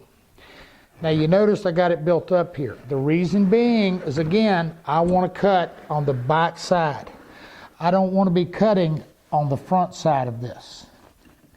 See, I don't want to do that. But I'm going to on this particular occasion. And the reason I am is so you can see, just so you can see the cut. Normally I want to be cutting this way. I want this back under. And so that's what this slot is for. So that my bit can run underneath, tucked back under here. Okay? And I've got some room for chip and clearance. Okay. This is very simple to make. Now, what I've got here is I've simply got, just make sure this is square, just a block of wood clamp to give me a back fence. You can clamp it down. Here's a clamp that works really cool. This is just some 3/8 carriage bolts, a lock washer, and a big 3/8 fender washer. Tighten them down, I'm good. It holds well. You can set it up with a toggle clamp, anything you want. Have a clamp come over. But one of the things you want to do is make sure you hold it nice and tight at the bottom. Now, if you use this, one of the things you have to do is put a spacer back here. If you don't, then it's going to wind up just pinching on one edge. And I found if this spacer is equal to or a little bigger than, if this spacer is a little equal to or bigger than or thicker than the piece I'm clamping, that works nice too, because then it causes it to push in. I've got a piece of PSA sandpaper stuck on the end just to make sure it's there. Now when I do this, on this, when I show this to you, I'm going to actually be running in this direction. I'm going to be running opposite of where I need to be. But by doing that, we can get the camera angle and you can see the cut I'm making. But again, I want to emphasize this. You want to be back under. Now, with that said, this same exact technique, same jig, by using either a pattern maker's bit, which is just a 2-wing cutter, or a better alternative would be a spiral cut. You can also do tenons, doing the exact same, with the exact same jig. Now, if you're going to do a tenon, what you want to do, notice this is made in an L shape. Make sure this is square. Come to the back side of your jig, clamp it down. Screw it on so that this is permanently mounted. Then what you can simply do is clamp your piece of wood to the side, make your run. It's going to cut your shoulders. Then once you've cut all your shoulders, turn it, clamp it this direction, cut all your cheeks. Cheek, shoulders, whatever. You got it. And you can cut tenons just lickety-split. Zip. Now I told you, if a down cut, spiral cut bit is designed to cut from the top, cuts down. In other words, the shear angle of it is shearing down. That gives you the cleanest cut on the top side. But when we turn it up, a down cut becomes an up cut. It's going to be pulling the chips down, okay? In this application, because we have room in here for chips to exit, it's really not going to make a whole lot of difference, okay? Both will work. The preference would be to use an up cut, turned upside down, now becomes a down cut in the table, because it's going to keep my edge nice and clean and it's going to be pulling down. Again, rotation. The rotation of this bit is going to be going this way. So in this application, because I want to make sure you've got this, because I'm going to be cutting on the outside of this so you can see it, I have to come left to right. Once I tuck it under, then my direction, I'm going to be feeding this way, right to left. I don't want you confused on that. You always want your wood to be working and being forced into, you're pushing it into the cutter. The cutter doesn't have the ability to pull it. If I come this direction, this bit rotating this way, those wings can grab it and pull me. Make sure you got that. Okay, here's our cut.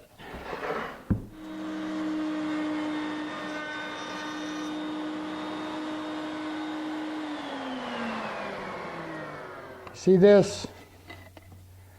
This is very, very indicative of a router bit. A dovetail bit.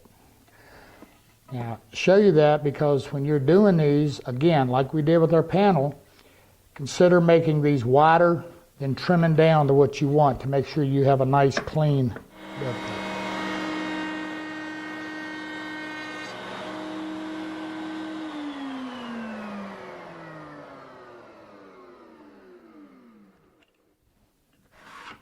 Okay guys, you see right here, this is very indicative of a dovetail bit. And just like in our panel where we were doing, I told you to leave it wider, then trim it back. Same thing applies here.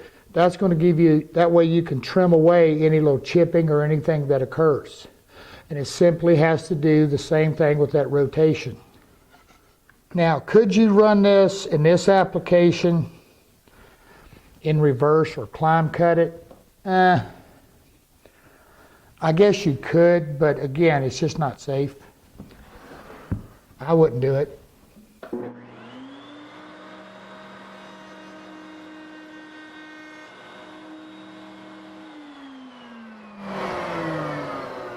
right. I'm going to show you this because I'm going to show you what that micro adjusts. I set it up close, and this is the reason I want you to see. Can you see the little space right here? It's about, it's strong 32nd, maybe 3/64. And in looking at it, my depth is pretty good. Now, so that means that I need to make this dovetail wider. So what I would need to do would be to come in this way, bring my fence in so I'm taking less cut.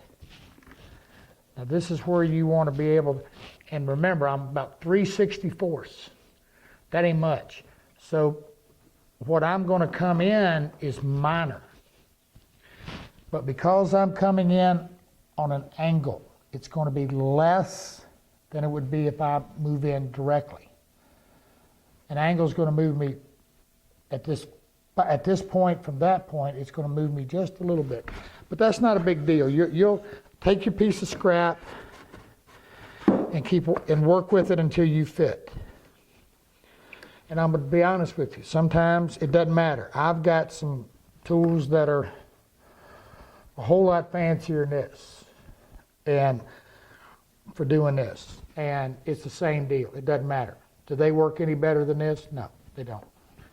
Just a fact. All right. Sneaking up on it, those little tight increments, that's a critical thing. And once you've got it, you got it.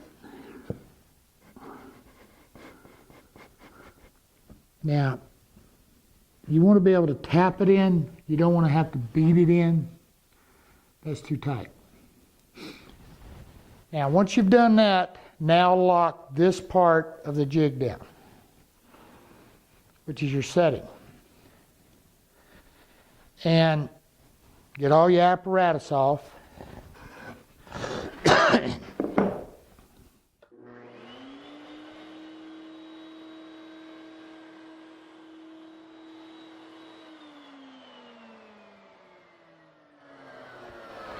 Now I want to make sure you understand this is two separate operations. This is the way you would cut, if this were a chest, this is the way you would, the end is what you would cut that would go across the chest between the drawers, or whatever it is you're doing. Then, in here, where you want to run, where normally a drawer guide would be screwed or nailed in on the side, what I like to do is I like to do the sliding dovetail, which it would go in before I put the back in. And the reason this works nice is what it will do is it will let this side expand and contract on this dovetail guide, but yet it will keep the sides straight. It won't let the sides cup and bow. Now normally what I do, if this was my divider going across, I usually cut me a little mortise in here, a little tenon on this end, and in the front I bring it tight and glue it. And my drawer would be running here, of course. Let me stand it up so you make sure you understand, and I'm loose on that, but that's all right. I'm done. This would be my front, dovetailed in. This would be my drawer runner coming back. Then back here, I have another piece running across the case. Well, guys, no router DVD could possibly complete without talking about dovetail jigs. You know, when I set out to do this DVD, my initial idea was that I was going to take these these dovetail jigs and go through them. It would take For me to go through these dovetail jigs and do all the things that they do, it would take a 20 DVD series. They've sure come a long way. But I thought that, I wanted to address them, and I wanted to talk to you about them and tell you some things. So basically, we've got them broken down into two categories. One is what we're going to call bearing driven, or bearing guided rather, and the other one is guide or bushing guided. The Porter cable and the Lee use guides. Now we can break this down into even further. We also have what we will call a fixed pin and an adjustable pin. Now I'm going to show you, what am I talking about? Well, it does get crazy. Vacuum, the Omni Jig, box joints, small dovetails, big dovetails. There's not much. They've got this thing covered from A to Z. It's heavy, it's stout, it's strong. Now, one of the things that you can do here is you can actually adjust by opening up. You can adjust and open up both of these for your pin and tail width. Again, they have a multitude of bits with them, different guides for doing all kinds of different things. And they each have their own DVDs.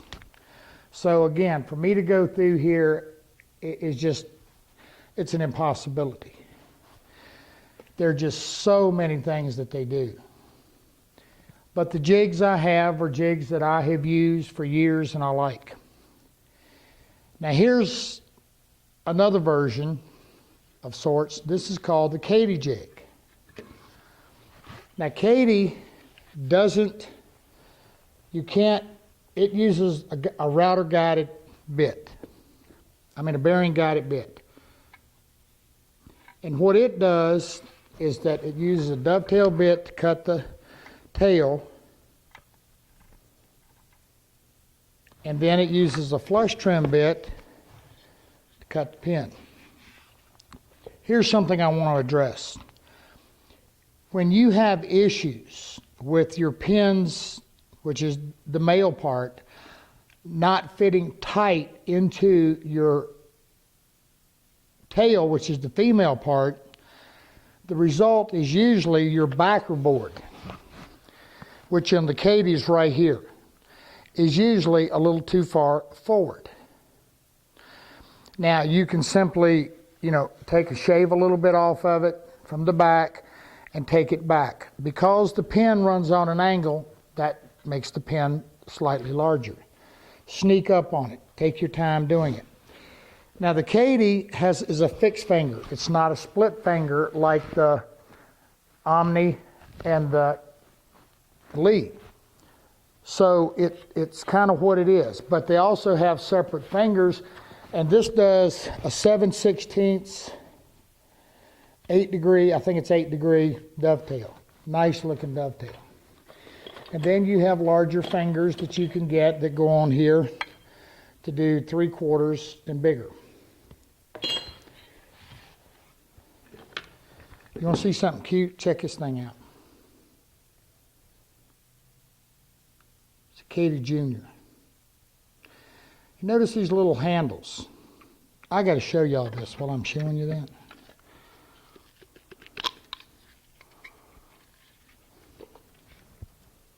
Little dovetail bit. Ain't that precious? That's sweet.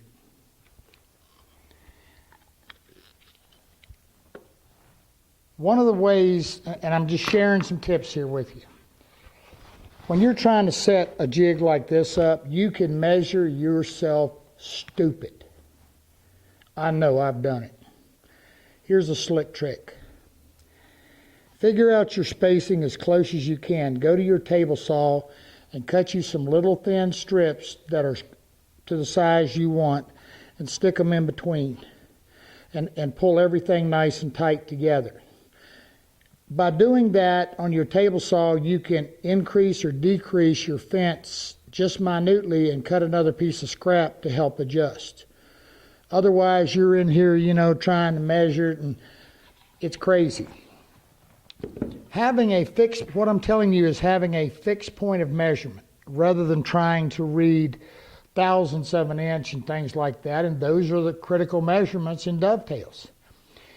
The same way with setting these, setting your pins to make sure your spacings are equal. A simple caul, which is just a thin piece of wood or whatever, really helps immensely, okay? But let's go on. The Katy here is also made to be used on either by clamping it to the top of a piece of wood like this and routing from the top, which is something I usually do. And if you notice on the little Junior, it's got a set of handles on it, and you can also put it on the regular Katy, and these are used so that you can use it, invert it on a router table. Then we got Mr. Keller. Keller's been around forever. I think this is the Keller, this is the little Junior one. Again, it's a fixed pin. There's nothing adjustable. And you set it up and make your cuts. All right. Now you can, and in their instructions, the Keller, as close as any jig, allows you.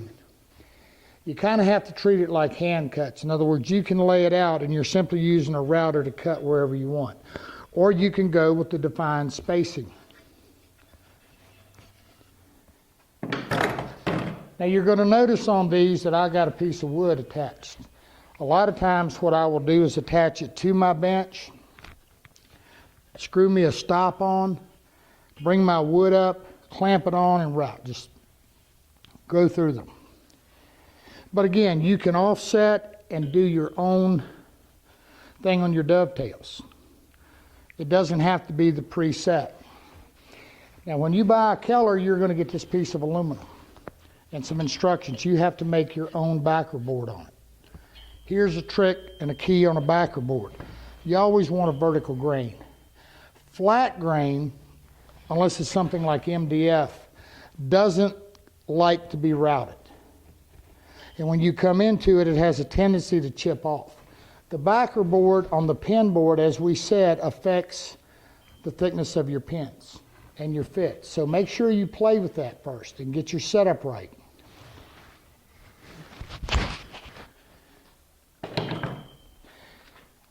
Now, Mr. Keller also makes a larger set. Here it is.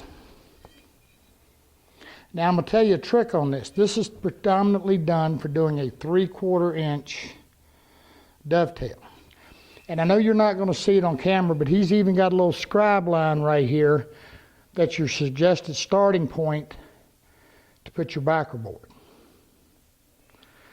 But here's a trick. On the small jig, they use a 7/16 7-degree dovetail, the long, lean, thin one.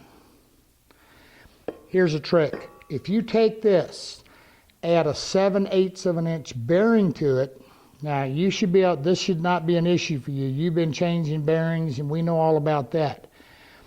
Then you change your spacing to be a much bigger spacing, which is desirable in many cases, but yet you're using the same template and cutting a much smaller dovetail. When you get to the pin part of that, it's simply, as we've said, simply add a little bit more to your spacer or your backer until you get out on this to where when you're routing it with your flush trim, you're getting the pin that you want. Not hard to do. Probably one of the simplest, easiest jigs out there. Now, the Lee is probably one of the most popular out there, and it is a fantastic jig. I'm just telling you differences. It uses a guide. And again, we've already talked about in guides and things, you got to make sure your base is nicely centered. but they got every kind of bit, and you can just, but again, here's the thing with dovetails, jigs. No matter which jig you get, you have to spend time with it. You have to. There's very few of these jigs that you're going to take out of a box and just start doing it. The more you work with it, the more you practice with it, the better you're going to get. And you can do some incredible stuff with them. Here's a trick, particularly on the fixed pins or anywhere that you can. This is a 7/32 straight bit. Very, very small bit. Now, one of the biggest problems in cutting dovetails is tear out. We all know that, if you've ever used one. By taking the 7/32 bit, it is smaller than the top of most any of your pins that you're going to be cutting. By taking it, and in the case of the Keller, what I do, this one I've got a 5/8 bearing, I think, to fit the Katy. But I can also put a 7/8 bearing on it and use it on my Keller. And this is my pre-cut. Takes 2 routers, yes it does. But I go through here and I cut this. And what I'm doing is basically the same thing we did when we made our doors and the different things we do, is I did a relief cut. By cutting this, I give room for my chips to be discarded, and I get a much cleaner cut. 7/32, straight bit. Now, when I bought the bit, I had to buy 2 stop collars and the bearings that I wanted, because it comes as a straight bit and set it up in order to do it. Not difficult. All right, y'all remember we were cutting these splines on our little jig and then coming back cutting the spline dovetails on the table saw. Well, you see these? These were done using the Keyhole Jig. Now this is so simple, well, I can do it. The difference with the Keyhole Jig and what we did, just cutting them and then making our splines, is the Keyhole actually cuts the spline on a 1-degree taper. So if you get one and you try it, what you're going to find is that when you go down through here and you're dovetailing this, let me get the bit out. It's kind of cool. Now this is simply made for doing corners. What you're going to do, you're going to find when you cut it, you've actually got to make 2 passes. You got to cut coming in, cut coming out. And that's what cuts that little taper. And then it comes with a special little 1-degree angled jig that you set against your miter slide that allows you to cut the spline exactly as we did on the table saw, except this cuts it on the 1-degree taper. All right. Truth, absolute positive truth. Well, that Keller is about as simple as it gets. It just really is. The Porter cable got a few more whistles and bells, but Lee's since added a ton. Vacuum attachments, everything. I don't know of anything that Porter cable jig won't do. I mean, it looks complicated. But once you work with it, it's not. You've got the clamp hold downs, top and bottom. Same way with the Lee. In the fixed pin and in the Katy, you got to do your own. Now, Katy does have some type of a clamp system with it. I don't have mine. It's also got a set of slides on the bottom of it that you can use for setting your wood in here, for repetitive cuts. It's a personal choice thing, okay? One thing, I mean, the Omni here has even got all the different settings for depth and everything. I mean, you just can't you know, but it's like any jig. You've got to work with it. Nobody, you've got a box jig that goes with it, like I showed you. You've small dovetails, you name it. This puppy will do it. Sliding dovetail. You know, I wouldn't want to have to make a choice. I really wouldn't. Now, I told you on the keyhole. The keyhole simply is where you do a mitered corner, glue the box up, and then you come back, and this sits on top of it like this, and you zip, zip, zip. You make your cut your splines, put them in. This is the cheapest and extremely effective. It really is. And I'll be honest, I know the guys that's making these, and they're super people. And they all are. I know all of these guys. And the effort that they have put in to try to make the best jigs out there is just unbelievable. So, which one would I buy? I'm going to break it down like this. If you just simply want to whack some dovetails and you want to do the true dovetail, it would be a toss-up between the Keller and the Katy. The Katy's going to give us, we can adjust spacing on it. The Keller's a fixed thing. But again, you can use it to lay out and space out. If you've got a pretty good understanding of dovetails and you're big into hand cutting, you might want to take a look at the Keller, because you can, well, I'll tell you, I'll just be straight up with you. I pulled a lot. I can hand cut dovetails with the best of them, but I'll tell you what right now, I've taken that Keller and I've made a lot of stuff. A lot. I think he advertises that you can do it in 10 minutes, and he ain't lying. Katy, it's about as simple as it gets to. The Lee, a little bit more complicated than the Keller. Than the Katy, but does a lot more things.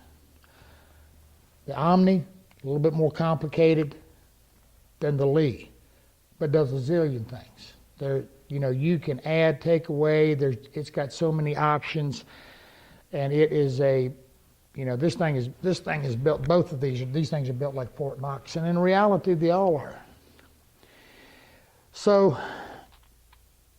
it's a simple matter of get out there, look around, get out on the forums, ask around, whatever your skill level is and whatever your economics are. All right, if you want to take and glue up some corners and take the keyhole and spline them, makes a gorgeous drawer. One thing with the Katy, one thing with the Keller, and of course the keyhole, you can't do half blinds. That's not what they're designed to do. They're through dovetails and through dovetails only. The Lee and the Omni do a beautiful job of doing half blind dovetails. That's about it, guys. I don't know what else to tell you here. There is one thing. There's a lot of these things have a lot of this and this about setting depth and all of this. Here's a simple way to do it. Take your two pieces of board, lay one on top of the other flush with the edge, draw a line. When you put it in your jig, take your bit, make sure it goes down. Use a pencil. Take the line, go to the bottom of the line. When you route everything and put it together, it's going to make your dovetails just a little bit proud. Then you can sand them, route them off, and you've got a beautiful, beautiful dovetail. Dovetail jigs. There's a ton of them and a lot of DVDs. If you're interested in one, I suggest you contact them or get the DVD and take a look at it. And it's a lot out there to look at, guys. Well, guys, I'm done. I'm tired of talking, and I bet you're tired of listening.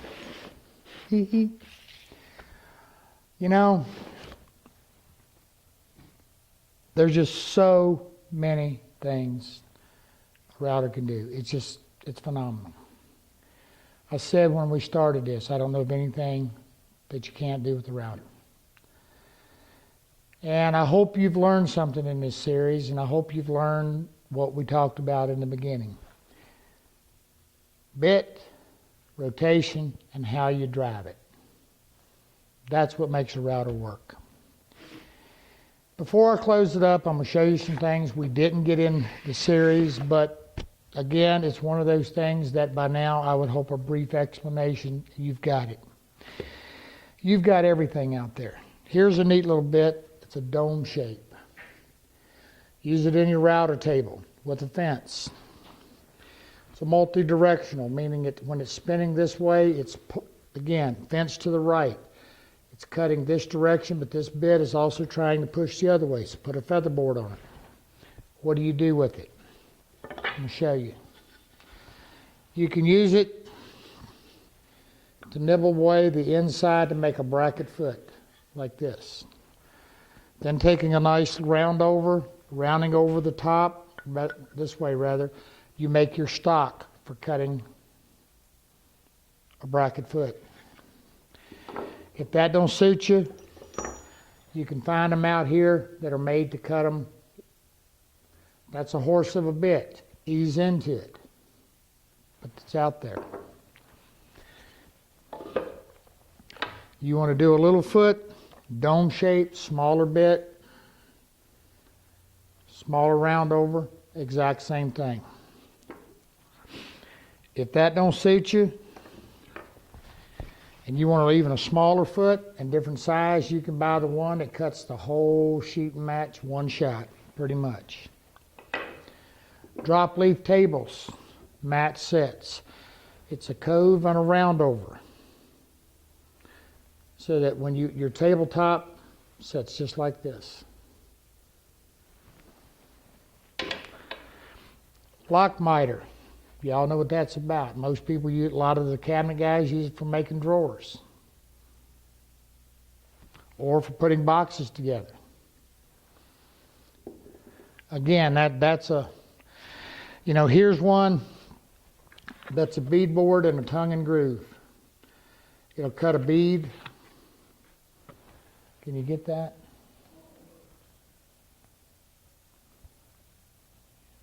For doing like wainscoting or backs in your cabinets or making profiles, again, the list is endless. Here's a pretty cool one. It's 2 crown bits.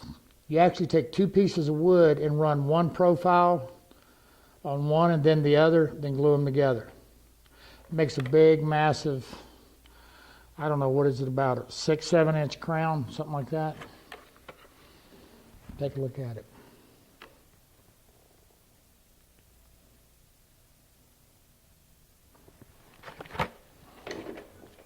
Here's a neat one. Taking a plunge router with an edge guide, slotted screws where the hole needs to be slotted so that for expansion and contraction, drills the hole, cuts the shank or the slot for the screw, overdone.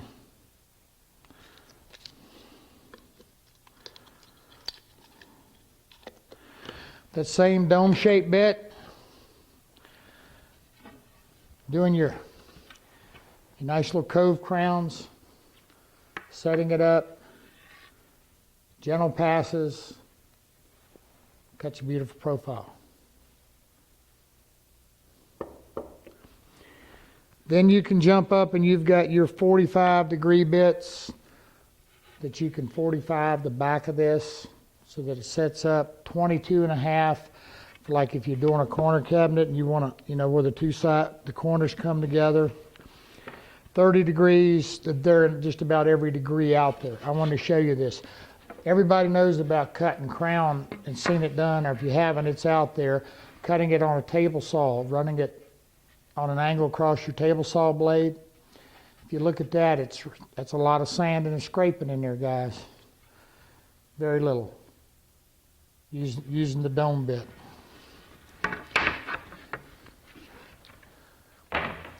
Then you got the single crowns. Get it right the way I'd be running it. Again, in a fence, gentle passes.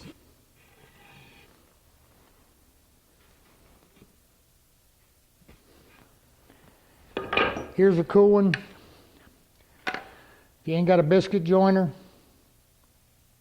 It's designed to cut the biscuit slots. Here's what you do.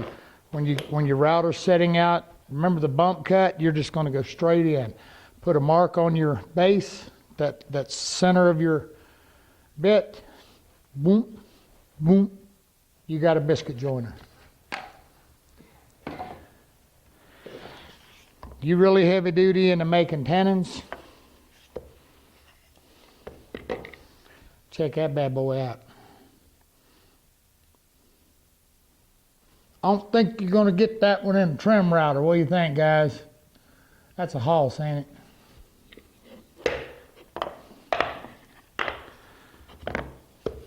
Why am I doing all this? You know, cuts a V-groove, molding, have the reverse to it, cuts it in the edge of a plywood. So you take this, you cut your mate that goes on the edge of a piece of plywood, then the other bit cuts a mating V-groove in it to edge your plywood. Tongue and grooves. Divided door light. What is that? Where you got glass panes. Here's another one. Divided door glass. More tongue and groove. You know, the list is absolutely endless. There's so many out there. I'm going to tell you again, I got about every router bit here from about everybody, and I haven't found any really bad ones. But buy the best one you can afford. I hope you've learned enough to at least be safe, and I hope you've learned enough that you'll be successful. But just remember, okay? Practice makes perfect. If it doesn't feel safe and it doesn't look safe, it's not safe. And remember something else too. I've been doing this all my life.